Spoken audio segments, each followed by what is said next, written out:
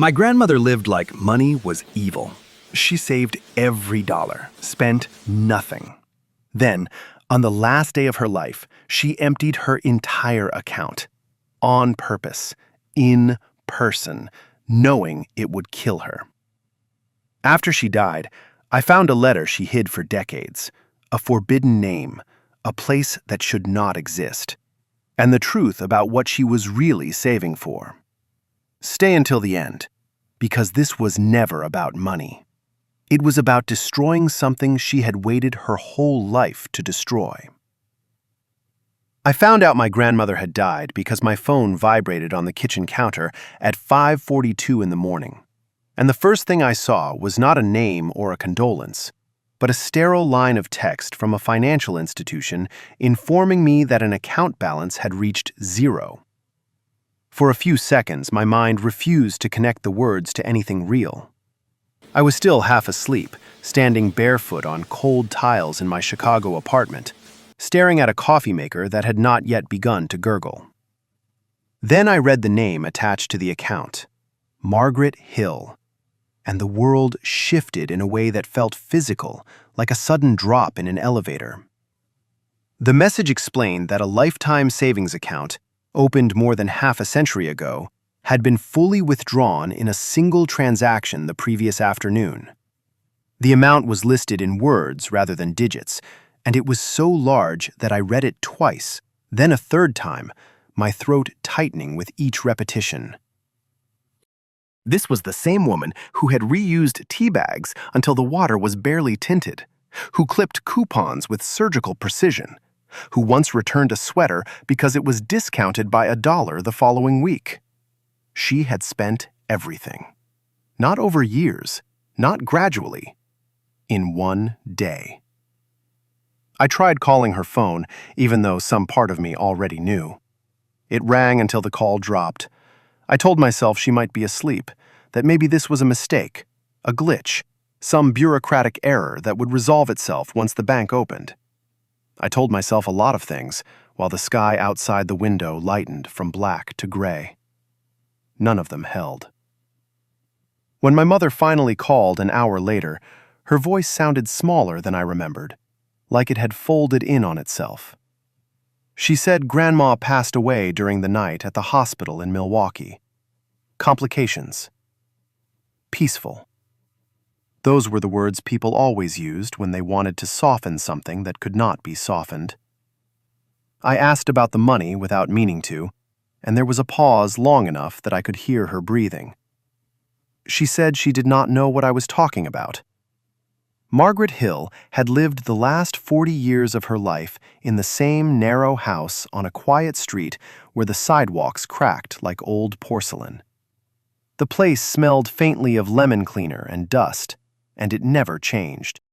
When I drove up 2 days later, after the funeral arrangements had been made and the casseroles delivered, it looked exactly as it always had. White siding, blue shutters, a single maple tree in the front yard whose leaves she raked obsessively every fall. The normality of it made my chest ache. Inside, everything was arranged with the same careful logic she had applied to her entire existence. Shoes lined up by the door, coats hanging by color, a calendar on the wall with every appointment written out in full words, Tuesday spelled out instead of abbreviated, November instead of Nover. She hated shortcuts. She believed they led to mistakes. Growing up, we used to joke that Grandma was preparing for a disaster that never came. She worked as a cashier at a small grocery store outside Milwaukee for most of her life, standing for hours on tired legs, smiling at strangers, slipping a portion of every paycheck into savings. She told us it was for a black day, a phrase she said with such gravity that it felt almost religious. We imagined medical bills, emergencies, maybe a nursing home she would never actually use because she refused to admit weakness of any kind. None of us imagined this. After the funeral, after the neighbors left and the house fell quiet, I walked through the rooms slowly, touching the backs of chairs, the edges of tables, grounding myself in objects that felt more reliable than my thoughts. That was when I noticed the absence. On the top shelf of the hallway closet, where an old metal cookie tin had always sat, there was nothing but dust. As children, we had asked what was inside it.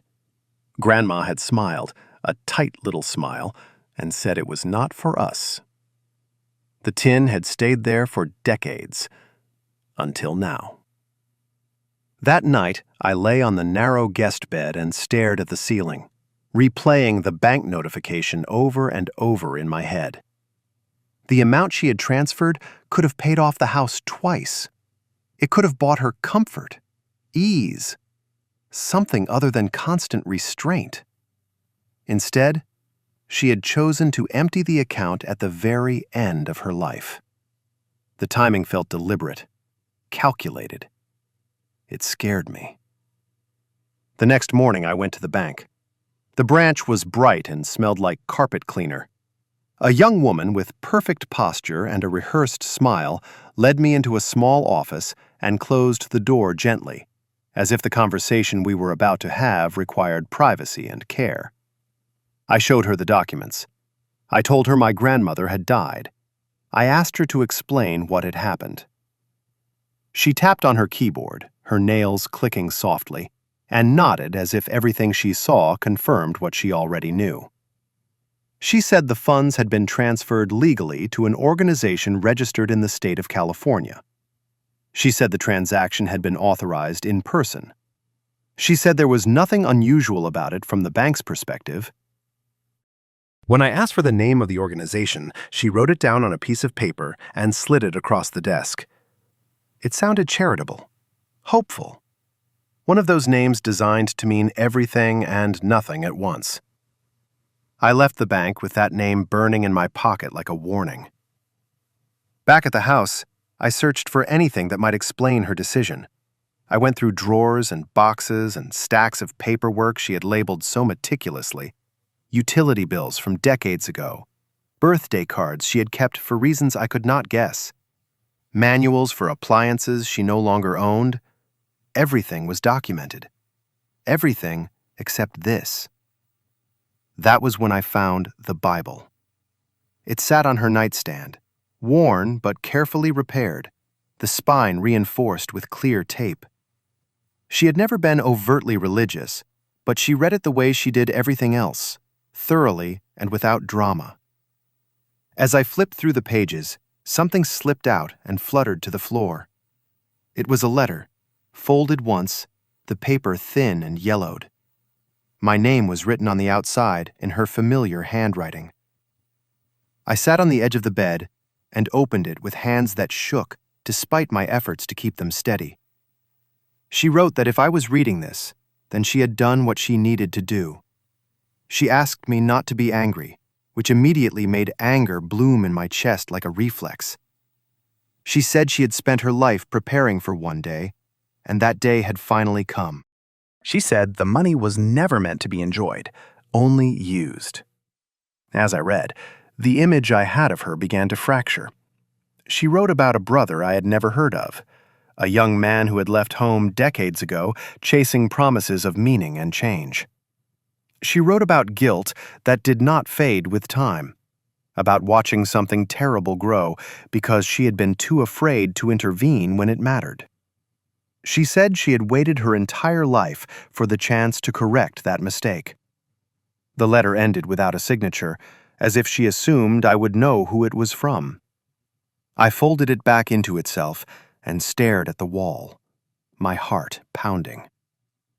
Outside, a car passed, tires hissing on pavement. Somewhere down the street, someone laughed. The world continued, indifferent to the fact that everything I thought I knew about my grandmother had just shifted. I did not yet understand what she had done with her money, or why it required such secrecy. I only knew that the woman who had taught me to save pennies and fear waste had also been capable of something vast and hidden. And whatever it was, it had cost her everything she had spent a lifetime building. That was when I realized that her death was not the end of the story. It was the beginning. I did not sleep that night. I kept the letter on the nightstand beside the bed, as if it might change its meaning if I looked at it often enough. Every sentence seemed heavier the second and third time I read it, layered with implication. A brother no one mentioned. A mistake she had waited her whole life to fix. Money as a tool, not a reward. The idea clashed violently with the version of my grandmother I had carried since childhood, and my mind kept trying to force the pieces back into a simpler shape. By morning, confusion hardened into resolve. Whatever she had done, whatever she believed she had corrected, it was now my responsibility to understand it. I could not let her life end as a footnote to a bank transaction and a closed casket. I started with the name of the organization. The website looked wrong in a way that was difficult to articulate. It had the glossy language of charity, promises of outreach and renewal, vague photographs of people smiling in places that could have been anywhere. There were no clear addresses, no specific names attached to leadership, only titles and mission statements that looped back on themselves. I checked the registration information. It existed, legally, cleanly. That made me more uneasy, not less. I spent the rest of the day digging. Public records, archived news articles, forums that discussed obscure movements and fringe groups. The deeper I went, the more a pattern emerged, faint but persistent. The organization had changed names several times over the decades. Each iteration dissolved quietly after drawing attention, only to reappear elsewhere under a new banner. Always charitable, always righteous, always just beyond scrutiny. Late that evening, I found a mention of it in a scanned newspaper clipping from decades earlier. The article was yellowed and blurred, but the headline was still legible. It spoke of a controversial group promising spiritual awakening and societal transformation, accused by former members of manipulation and financial abuse. There was a photograph beneath the text, grainy and poorly reproduced. I stared at it longer than I should have. One of the faces, half turned toward the camera, looked unsettlingly familiar. I printed the article and drove back to the house, my hands gripping the steering wheel so tightly my knuckles ached. I laid the page out on the kitchen table under the harsh overhead light and compared it to an old family photo I found in a drawer. The resemblance was undeniable. Same eyes, same angular jaw. My grandmother's brother had not disappeared. He had joined this. The realization landed with a weight that made it hard to breathe. It explained the silence, the erasure, the way his name had never been spoken. Whatever he had become, it was something the family had decided to bury entirely. Everyone except my grandmother.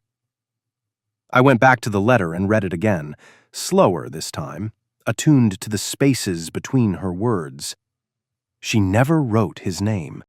She never described him directly. She framed everything in terms of responsibility and consequence, as if she believed naming him would give him power. She wrote that she had been young and afraid, and that when he left, she had told herself it was not her place to stop him. That choice, she said, had shaped everything that followed. I tried to imagine her as a young woman, standing in a doorway, watching her brother walk away toward something dark and persuasive. I tried to reconcile that image with the elderly woman who insisted on exact change and homemade meals. The contrast was unbearable. The next day, I drove to the county records office and requested old documents, birth certificates, census entries, anything that confirmed his existence. The clerk looked at me with mild curiosity, but complied. There it was in black and white. Same parents, same address, same start. A life that branched away from ours so completely, it might as well have belonged to another universe. By the time I returned to the house, I was exhausted in a way that sleep could not fix. I made coffee in the chipped mug she always used and sat at the table, surrounded by evidence of a past that had been deliberately hidden.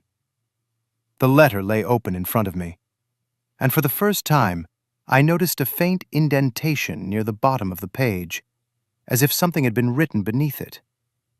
I took a pencil and gently shaded over the area. Words appeared slowly, like ghosts. She had pressed so hard that the message beneath bled through. It was an address, not a street address, coordinates. Written out carefully, the way she wrote everything, numbers spelled in full words, compass directions described instead of abbreviated. Somewhere in California. The drive west felt unreal. I told myself I was being ridiculous, chasing meaning where there might be none. But every mile pulled me further away from the life I understood and closer to the one she had never shared. I listened to nothing. I needed silence, time to think, time to feel the full weight of what she had carried alone. The coordinates led me to a stretch of land outside a small desert town. The building there was low and unassuming, sun-bleached and surrounded by gravel. No sign, no name. Just a parking lot and a security camera mounted above the door. I sat in my car for a long time before getting out. Inside, the air was cool and smelled faintly of disinfectant. A man at the front desk looked up when I entered, his expression polite but guarded. I told him I was looking for information about the organization that operated the place. He smiled in a way that did not reach his eyes and asked how he could help. I mentioned my grandmother's name. The change was subtle, but unmistakable. His shoulders stiffened, his gaze sharpened. He asked me to wait and disappeared through a door behind the desk. I stood there, heart pounding, suddenly very aware of how far from home I was, how deeply I had stepped into something I did not yet understand. When he returned, he was not alone. The older man beside him had the same eyes as the photograph, the same angular jaw, older now, weathered, but unmistakably the same person. My great-uncle looked at me as if he had been expecting me for years. He said my grandmother's name softly, almost reverently, and in that moment I understood that whatever she had done with her money, whatever consequences it had set in motion, this place and this man were at the center of it. He invited me to sit, and before I could decide whether that was a mistake, I followed him into a room with no windows, where the past finally began to speak. The room had no windows and no decorations, only a long table bolted to the floor and two chairs facing each other like an interrogation that pretended to be a conversation. The door closed behind us with a soft click that sounded far louder than it should have. I sat down slowly, every instinct telling me I had crossed a line that could not be uncrossed. My great-uncle sat opposite me and folded his hands as if in prayer.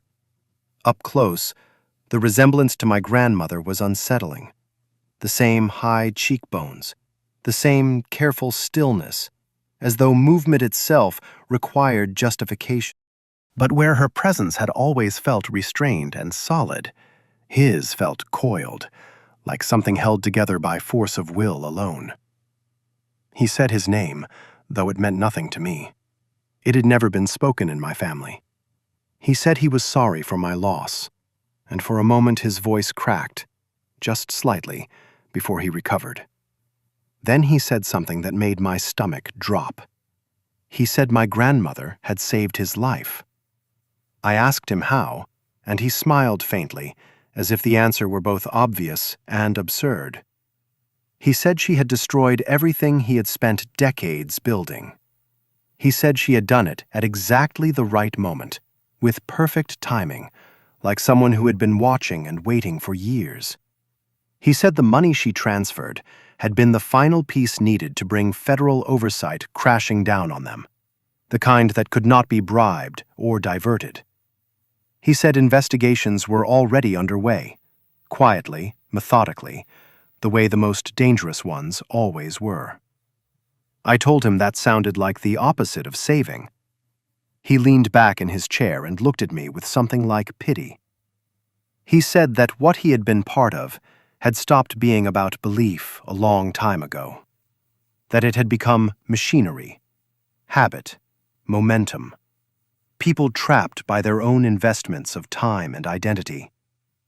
He said he had tried to leave more than once and learned quickly what the cost of that would be. The organization did not allow exits, only disappearances. He said my grandmother had understood that before he ever did. As he spoke, fragments of her letter rearranged themselves in my mind. The emphasis on timing, on correction rather than forgiveness, on money as leverage. I felt a cold clarity settling in, the kind that arrives when a truth finally clicks into place, bringing dread with it. He told me that years ago, when the group was still small and loud and reckless, my grandmother had confronted him. She had begged him to walk away. When he refused, she told him she would wait, that one day, when it mattered most, she would do something he could not undo. He said he had laughed at her then, convinced she was harmless, bound by fear and routine. He said he had been wrong. I asked why she waited so long. Why not report them earlier, when the damage could have been limited? His answer was simple and devastating. She needed proof, not stories, not testimonies that could be dismissed as bitterness or regret. She needed a trail so clear and so damning that no one could look away. That kind of proof took time. It took access. It took patience. It took money. She had structured her savings deliberately, he said, keeping them clean, traceable, unimpeachable. No offshore accounts, no intermediaries. When she finally transferred the entire sum, it created a spike so large and so visible that it triggered automatic reviews tied to federal thresholds. Reviews that, once started, could not be quietly closed. The organization had grown careful over the years, spreading smaller amounts through layers of shell entities. Her contribution blew a hole straight through that system. I felt a surge of anger so sharp it surprised me. Anger at him for dragging her into this. Anger at her for carrying it alone. Anger at a world where an elderly woman had to weaponize her own death to be heard. I asked him why she did it at the very end. Why not sooner, once she had enough evidence? He looked at the table for a long moment before answering. He said the transfer required her to appear in person, to sign documents, to confirm intent repeatedly. He said she knew the stress would kill her, that she had waited until there was nothing left to lose. That was when fear finally pushed through my anger. I asked him what would happen next. He told me arrests were inevitable, assets frozen, lives dismantled. He told me there would be retaliation, too, quieter and more personal. People who lost everything tend to look for someone to blame. My grandmother was gone. That left me. The air in the room seemed to thicken. I became acutely aware of the camera in the corner, the door behind me, the fact that I was sitting across from a man who had spent most of his life inside something designed to erase people. He leaned forward and lowered his voice. He said my grandmother had anticipated this as well.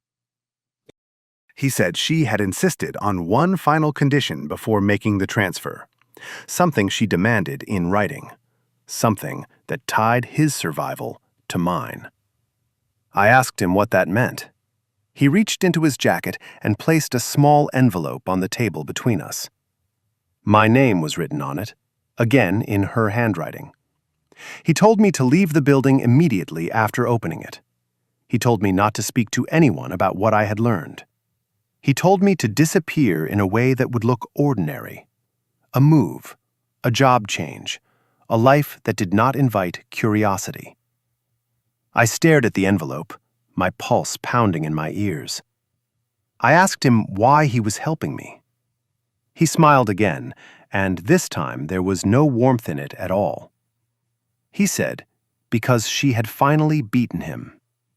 Because she had made him choose between protecting the thing he had helped create and honoring the only person who had never given up on him. Because if he broke his word now, everything she had done would collapse into nothing. I opened the envelope with shaking hands.